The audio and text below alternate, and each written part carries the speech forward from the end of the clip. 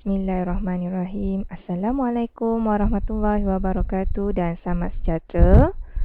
Baiklah, untuk subjek matematik tingkatan 2, video cikgu kali ini kita akan pelajari bab yang baru iaitu bab 8, graf fungsi. Okey, dalam bab 8 kita akan pelajari dua subtopik iaitu 8.1 berkaitan dengan fungsi dan 8.2 berkaitan dengan graf fungsi. Baik, untuk video cikgu ini, subtopik 8.1 fungsi, cikgu bagikan pada dua video iaitu bahagian 1 dan bahagian 2. Okey, pada bahagian 1 ini kita akan fokuskan dahulu untuk subtopik 8.1.1 iaitu objektif pada akhir pembelajaran. Murid akan dapat menerangkan maksud fungsi. Baik, kita nak lihat lebih lanjut apakah itu fungsi. Okey.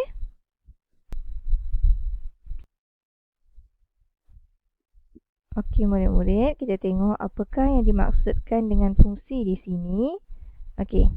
Fungsi merupakan hubungan mempunyai hanya satu output.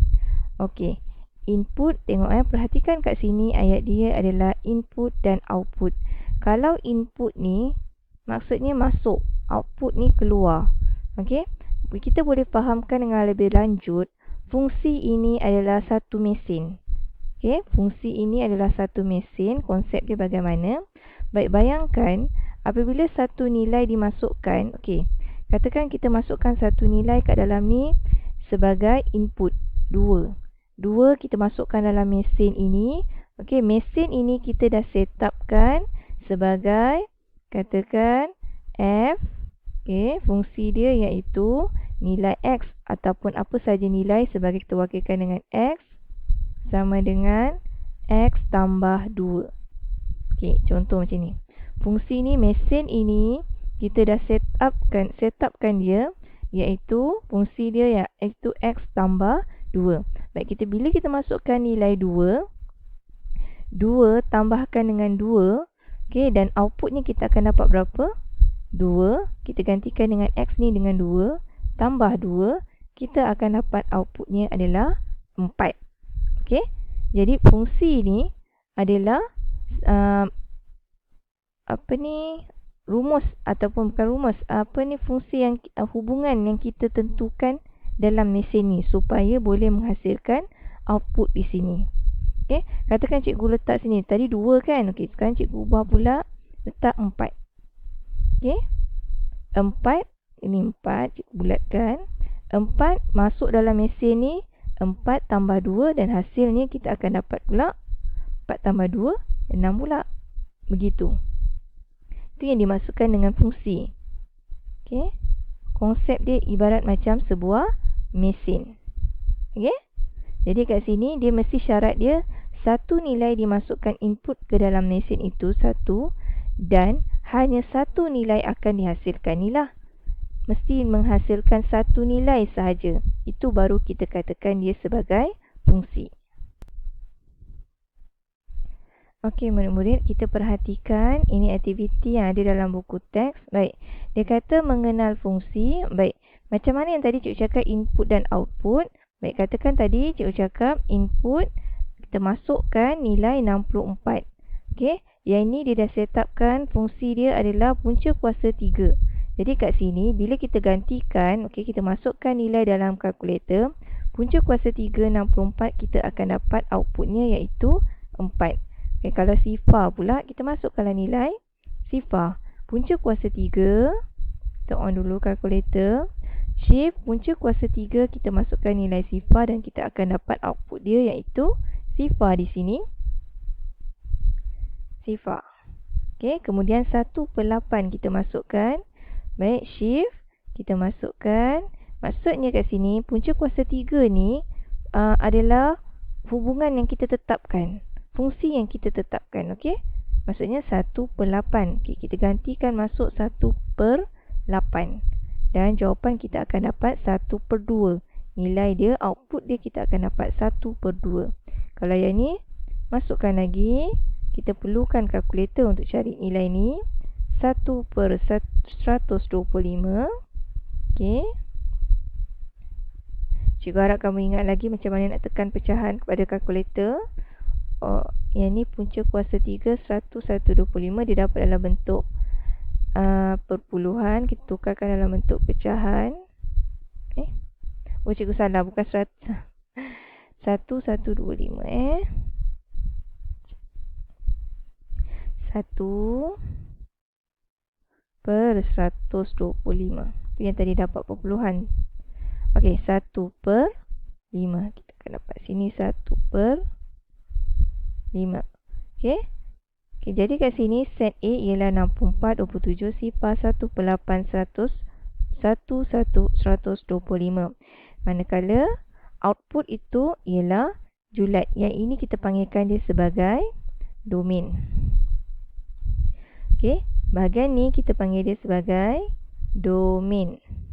Okey, output ini, okey, nilai ini kita panggil dia sebagai julat.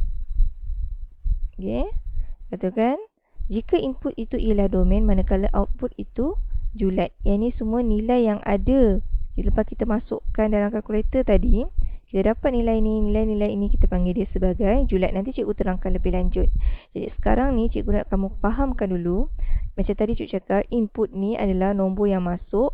Kita masuk dalam mesin, kita proseskan dia sebagai punca kuasa 3. Okey, kemudian kita akan dapat output dia, nilai dia setelah kita masukkan 64 punca kuasa 3 ini, punca kuasa 3 bagi 64, kita akan dapat nilai output. Masukkanlah setiap satu nilai ini. Ini untuk set A. Set B ni pun sama juga. Okey, ini contoh untuk A, yang ni untuk B. Yang ni sama juga yang ni. Masukkan kalkulator. Cikgu harap kamu ingat lagi macam mana nak cari kuasa 3. Katakan ini 5. Okey, kita nak masukkan 5, letakkan 5 dulu. Kuasa 3 pada kalkulator ada setengah kalkulator. Terus tekan dapat kuasa 3. Ada setengah kalkulator di bahagian atas kan. Kita kena tekan shift dulu. Baru masukkan X kuasa 3 ni baru tekan sama dengan. Dan kita akan dapat sini 125. Okay. Yang ni input dia 5. Mesin dia dah setkan sebagai X kuasa 3. Fungsi ni fungsi fungsi dia X kuasa 3. Ataupun kita boleh buat F X sama dengan X kuasa 3. Maksudnya X ni kita gantikan dengan nilai 2, 3, 5, 7, 10 untuk dapatkan output kat sini. Okey? Kenapa cikgu gunakan X? Kerana X ini kita boleh wakilkan sebagai pemboleh ubah. Kita tak tahu nilai yang kita nak masukkan kan berbeza-beza. Jadi kita wakilkan sebagai X. Fungsi X sama dengan X kuasa 3. Okey? Baik, sekarang perhatikan pula apa itu hubungan. Hubungan ini sama juga dengan fungsi. Cumanya fungsi tadi cikgu terangkan input-output. Sekarang ni cikgu nak terangkan macam mana kita nak wakilkan hubungan.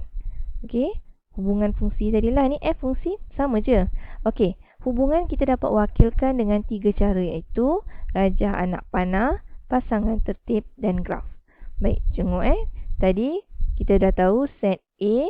Okey, kita wakilkan set A, set B. Yang ini tak sama macam tadi dia bagi contoh set A, set B benda yang lain. Okey, yang ini kita fahamkan saja yang ni dulu. Rajah anak panah kita buat bulatan kat sini, mewakili kat sini sebagai domain. Okey, domain dia iaitu sifar 1, 2, 3, 5. Biasanya yang ini kita akan tentukan nombornya. Baik, dia punya fungsi adalah tambah 1.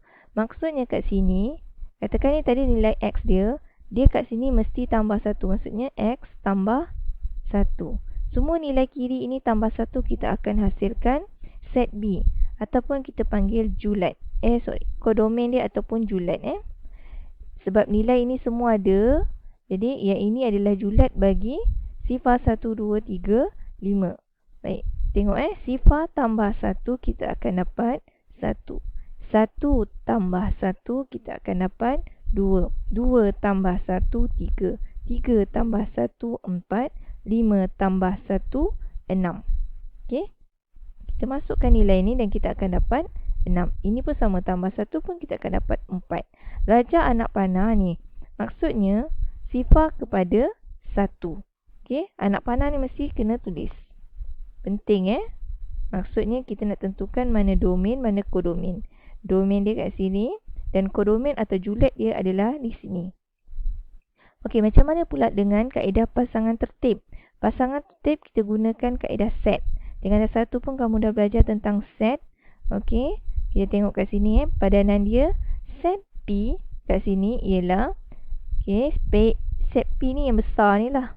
Dia dah tak kata AB lagi. Okey, katakan ni sini sifar 1.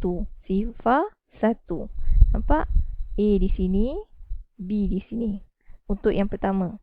Kemudian 1, 2, koma, buka kurungan. Okey, kita buat dalam bentuk koordinat begini. 1, 2. Kemudian 2, 3. Nampak pasangan dia? Ni untuk A. Ni untuk B. Ni untuk A. Ni untuk B. Ni untuk A, B, A, B. Dipasangankan. Okey. Jadi sebelah kiri ni domain, sebelah kanan ni adalah julet dia. Ini namanya pasangan tertib. Baik, lepas kita dah tentukan pasangan tertib, kita boleh buat pula wakilkan dalam bentuk graf. Baik, ini graf. Okey.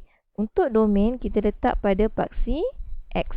Untuk kodomain pula kita letak pada paksi Y. Okey. Tengok perhatikan pasangan dia. Set A, sifar tambah 1 akan dapat 1. Maksudnya set A kepada B, sifar 1. Tengok. Sama sifar 1, sifar 1. Baik, kita plotkan sifar 1. Sebab tu dia dapat sini. Sifar 1. Okey. Pasangan yang kedua. 1 ditambah 1 dapat 2. Sebab tu 1, 2. Nampak dia plotkan 1, 2.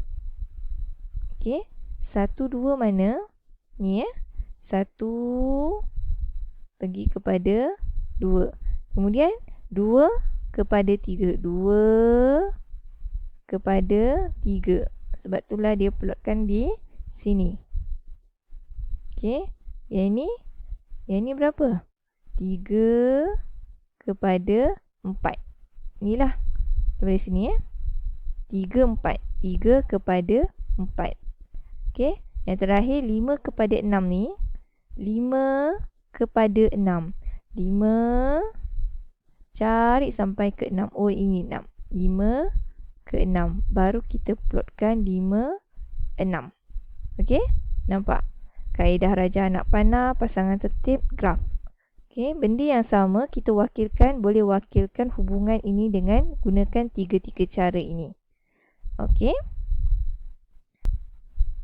Baik, seterusnya cikgu akan terangkan tentang bagaimana kita nak tentukan suatu fungsi ataupun bukan fungsi. Itu cikgu akan terangkan dalam video cikgu yang kedua. Okey?